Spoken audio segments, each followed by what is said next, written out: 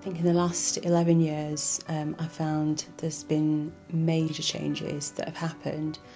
And I think I was kind of perhaps one of the women that was probably in transition of, changing with it. From the generation of my mum to our generation, women are working and are a lot more independent and free to go where they want. What I've seen, some of them have become lawyers, some of them have come into beautician, some of them gone into teacher training, etc. Some of them have gone into health and social care because there is quite a need for fostering in the Muslim community as well.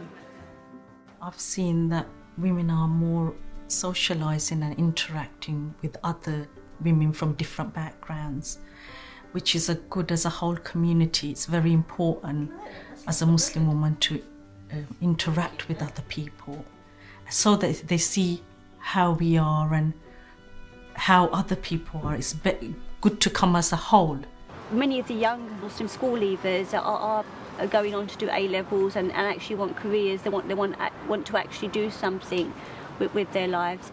I know that there's a massive change from 10, 11 years back to what we've seen today, definite. And that's what I'm finding, that the Leicester women now have kind of really come forth with that and embraced it. Today is Leicester's Sky Ride, and I've been running one of the British cycling hubs, Spinney Hill Park. I started off cycling for leisure, and doors started opening for me in other ways. So for me, it now has become a job as well as leisure. When I'm cycling, the Muslim community, no one's actually ever said anything to me that's like degrading or putting me down, but there have been the odd look, like, what's she doing on a bike? What is she doing? Maybe it's that you're expected as a woman, that you'll sit at home, make your chapati and curry. I have seen a couple of other ladies now with the scarf, who are Muslim women, who have come out on their bikes. And for me to see that happen, I'm glad that they've been able to come out, and somebody had to break the ice somewhere. It was about a few years ago I took up art.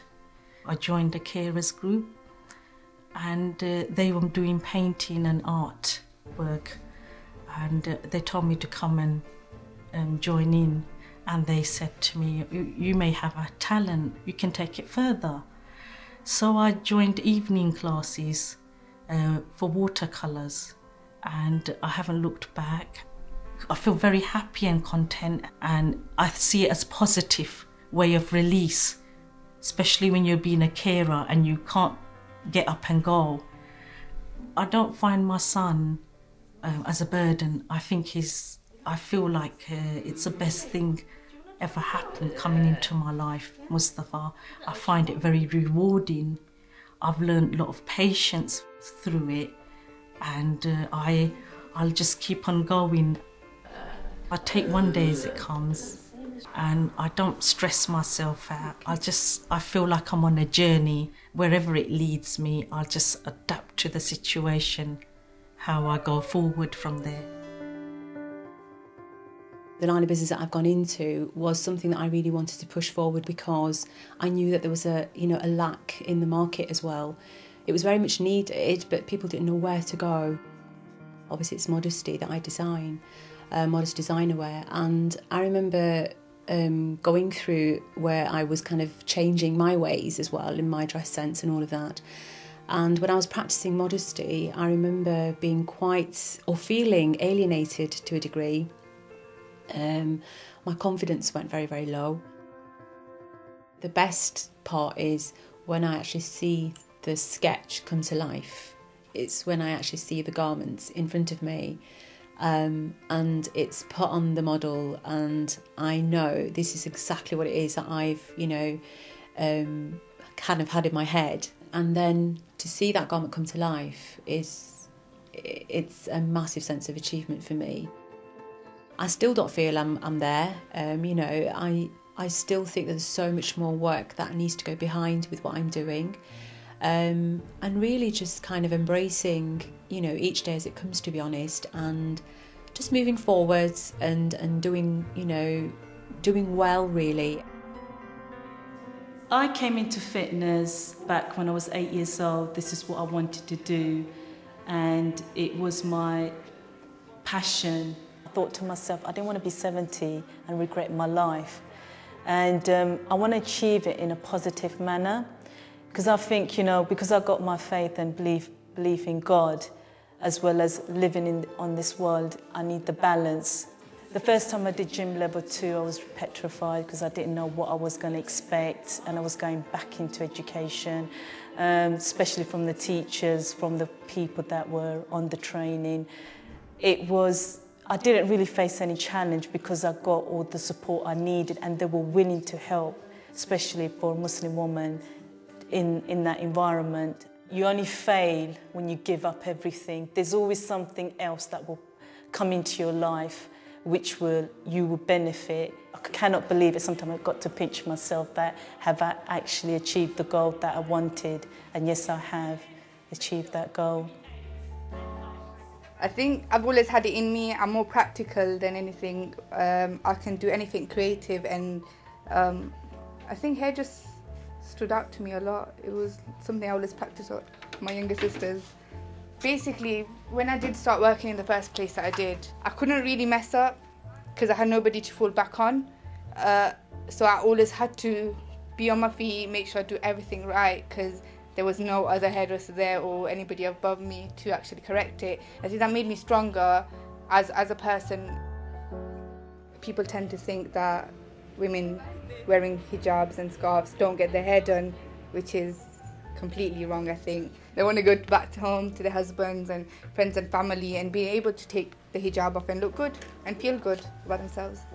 Muslim women ask for all sorts of hairstyles. At the moment, I think Cheryl Cole's red and Rihanna's red was the most popular, where they did want the colours. You have to give the extra volume because it's going to go back into the hijab as well.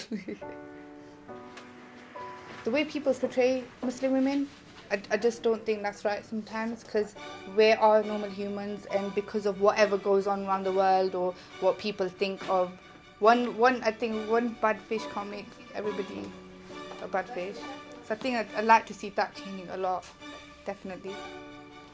I'd like to see more Muslim women come out and take part in activities, to not be afraid when it comes down to taking part in, especially physical activities, which involves perhaps sometimes putting them in the spotlight or being exposed. I see myself having loads of salons, being a franchise in 5 years. I